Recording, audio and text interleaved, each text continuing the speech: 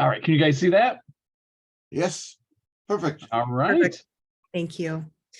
Well, welcome to our presentation. We are thrilled to be with you this morning. Our title is Using a Next-Gen Platform and Deeply Digital Curricula to Support Alpha and Igen Learners and their teachers. Alex and Elliot, want to wave? Good morning. Perfect. Okay, next slide, please. It is so important for all educators, K-12 and post-secondary, to understand their students so their needs can best be met. The Alpha generation are children born after 2010, so currently they are aged birth through 13 years. They are known as the digital first generation. They have grown up on handheld digital screens, not watching television or reading paper-based books like other generations. Similarly, the iGens, also known as Gen Zs, are university-age students born between 1995 and 2010. This generation is the first to spend their entire adolescence in the age of the smartphone. Next slide, please. Maybe there we go. The COVID disruption further pushed the alphas and the iGens onto screens for social interaction and learning.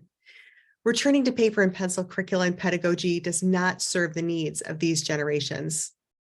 The U.S. President's Council of Advisors on Science and Technology issued a report describing the potential for deeply digital curricula to provide a richer and more engaging experience through interactive components such as videos, simulations, hyperlinks, and alphas and iGens, deeply digital experiences outside of school, have them expecting deeply digital learning experiences inside of school.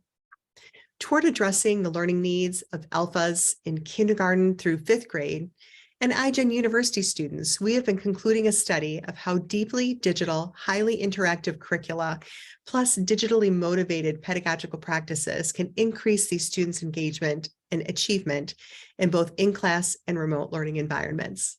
Next slide, please. Educators must meet students where they are, and our students of today are digital first. Elliot? Thank you. And this is an example of what we call a roadmap, a lesson. And you can see that it's colorful, it's visual, graphical, there's text, but still the basic notion is you click on a node on a tile, and it takes you somewhere, and then you do the work there, then you come back to the roadmap and do the next node, 1, 2, 3, 4. And on a roadmap, all the information that a teacher needs is there. And so you see the little node with the apple sign there up at the right, that's just for the teacher. On the student version, they won't see that node. So roadmap is the way a lesson is presented to the students. Again, graphical, visual, and notice collaborative. In the upper right, do you see that little icon for the phone? Well, if the kids are working together, that phone is blue and the kids can talk to each other through the computer. So they're working together, whether a child's at home or at school, they can work together. It's collaborative. Next slide.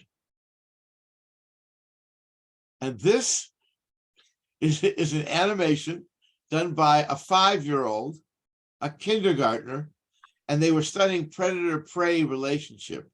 And we have a tool called Flipbook, which again, graphical, colorful, etc.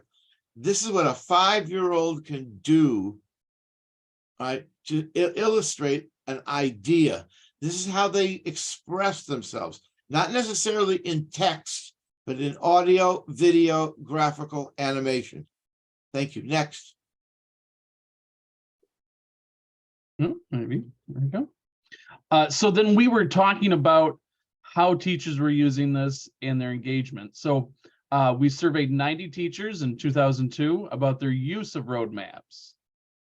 And what we wanted to highlight was the engagement of the students. As you can see here, we have the somewhat engaged, the extremely engaged, and that is taking up the majority of the pie here, with only a sliver of it being not engaged students. This is showing us that across grade levels, those that are using the roadmaps are engaged with the program. They're engaged with the content and the creation of the content while working together. We also have the teacher's perspective here about talking about how using roadmaps has elevated their teaching. The relationship with the curricula has changed their success. Just having that engaging content where students can create content and work together to build these projects. And both virtual lessons and in-person lessons. So this is not something strictly for remote learning. This is in-person learning, remote learning, and really everything in between with our mobile devices and Chromebooks, laptops, tablets. So we've got our contact information here, and we're open to any questions now. So we have some time built into our presentation for questions. So please feel free, either in the chat or go ahead and turn on your mic.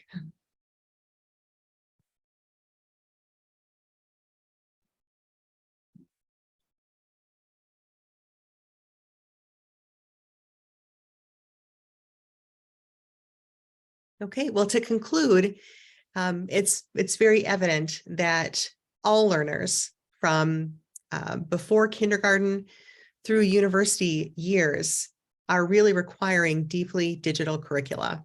And this curricula meets the needs of those generations. Okay, thanks so much.